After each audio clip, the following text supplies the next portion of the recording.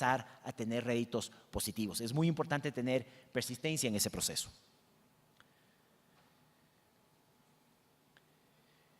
En resumen, rápidamente,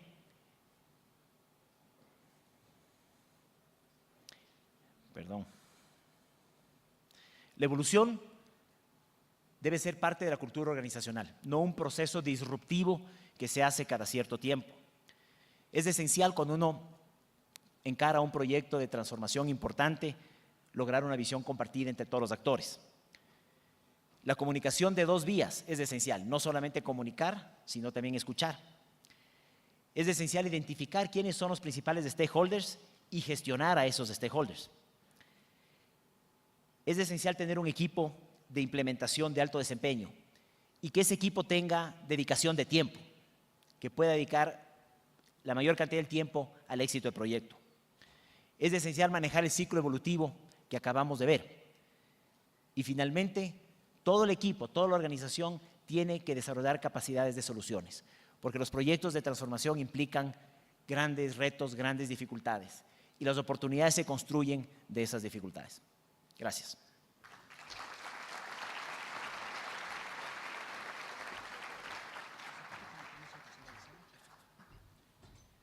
Esta fue la participación de Luis Enrique Coloma, gerente general de Corporación GPF. Invitamos ahora a Ana Dolores Román, CEO de Pfizer Ecuador, a participar con nosotros en este segundo foro, para quien solicitamos la presencia del doctor Ricardo Dueñas, presidente ejecutivo de ECOS, quien moderará este foro.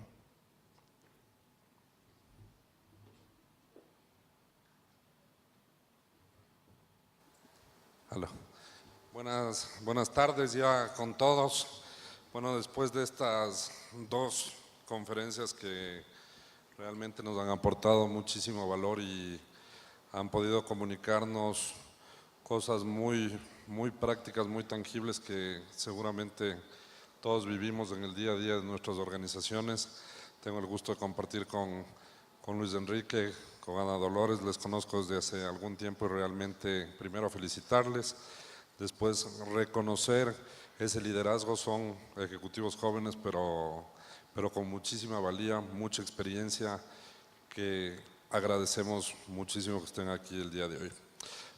Para empezar esta conversación de doble vía, como decías Luis Enrique, la primera interrogante que veo es, dicen, ¿cómo este proceso de innovación hacen que sea parte de la estrategia y hacen un seguimiento de estas ideas para que lleguen a buen puerto?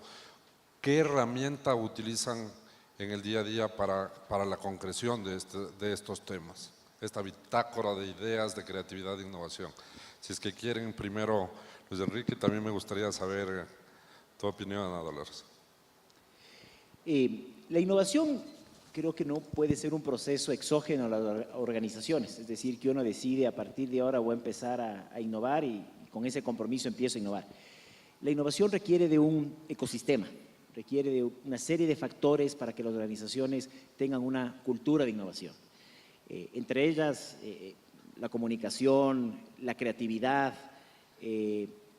think tanks, por ejemplo, en donde se pueden recoger los puntos de vista, los criterios de colaboradores, una tolerancia a la equivocación, al error.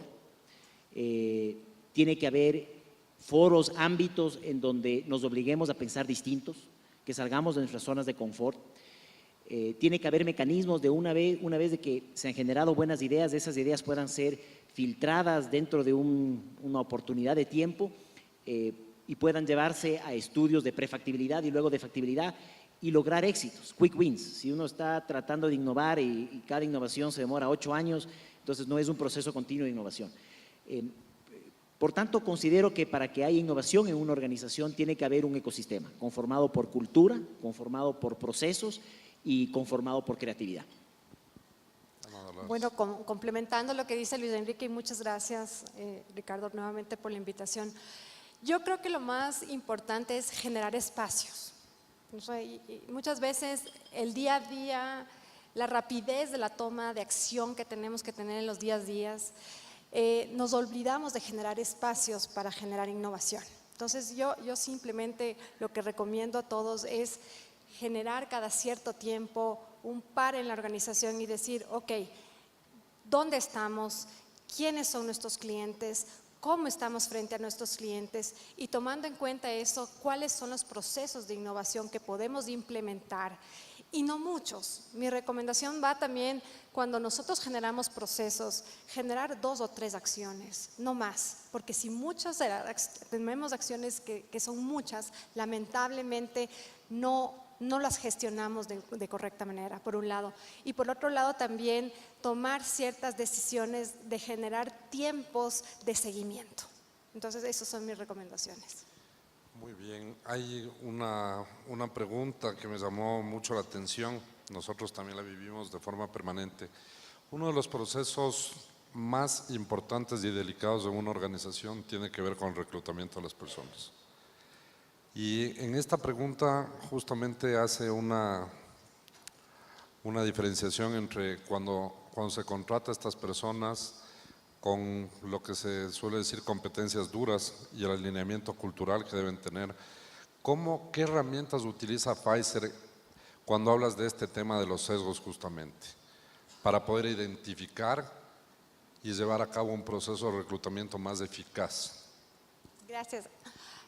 Pfizer lo que tiene son estructurados muy bien los procesos de onboarding en la compañía.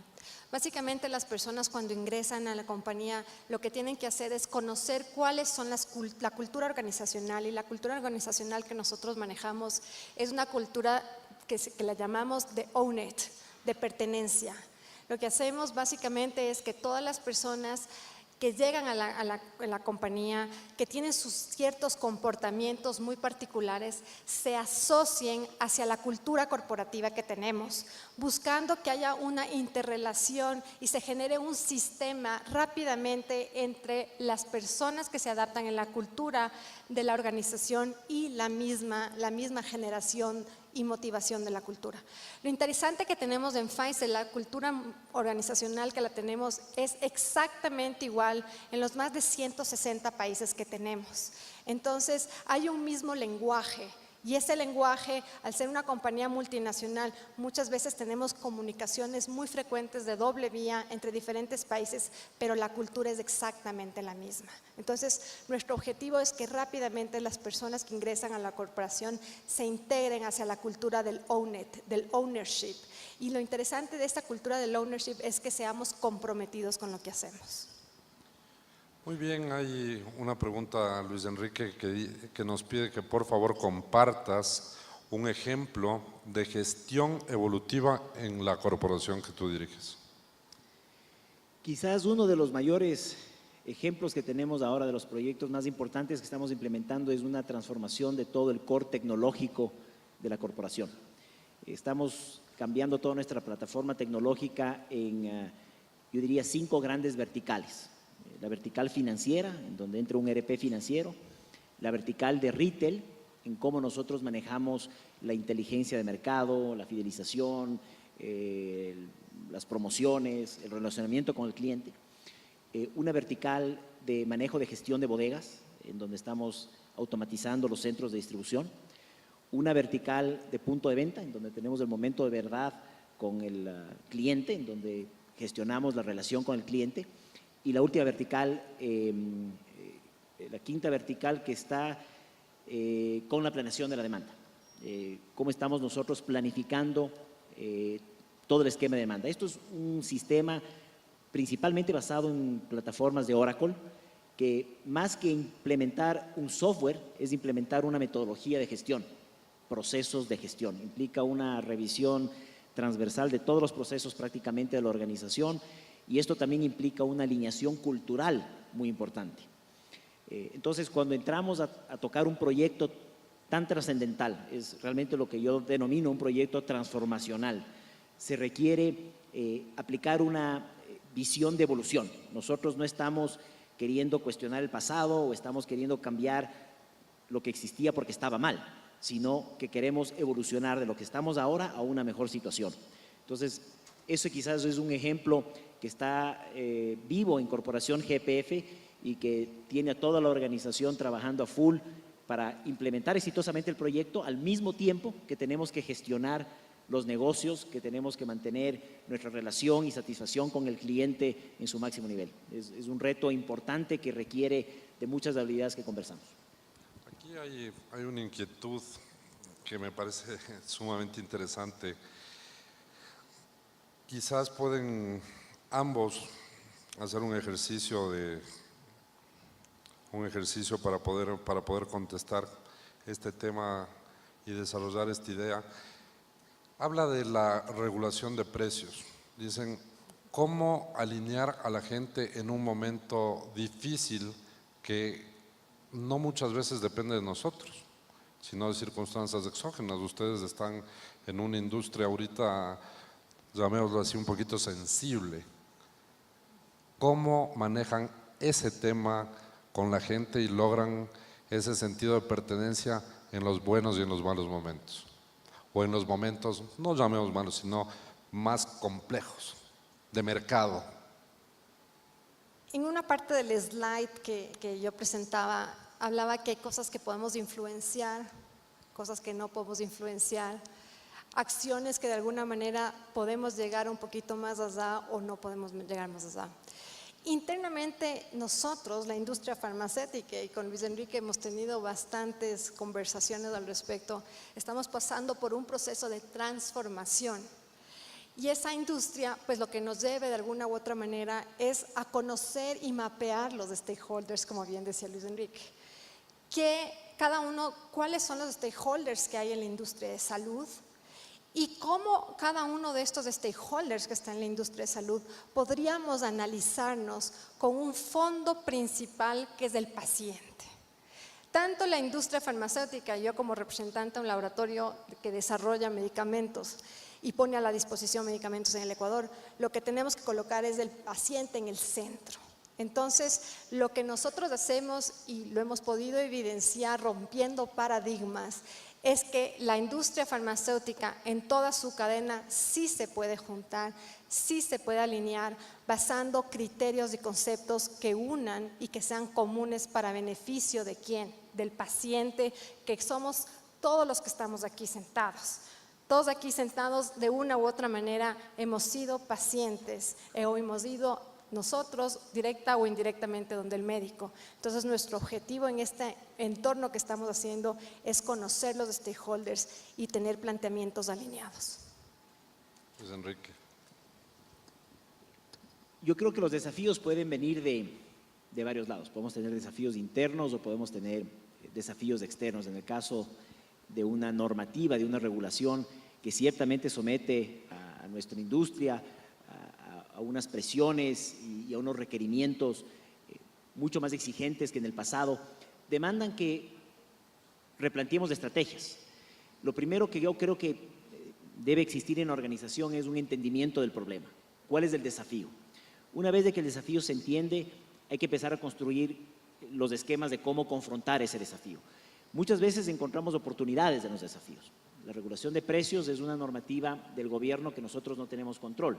Podemos estar de acuerdo o no de acuerdo, pero eso es secundario dentro de la organización. Lo que tenemos que hacer es adaptarnos a esa regulación de precios y seguir en el negocio de la manera más eficiente posible con el cliente en el centro. Para ello tenemos que entender el desafío, tenemos que evaluar oportunidades que existan dentro de ese desafío y adaptarnos a continuar operando con esas nuevas reglas de juego. Creo que el éxito de las organizaciones en gran medida viene por la capacidad de adaptación, no de resistencia.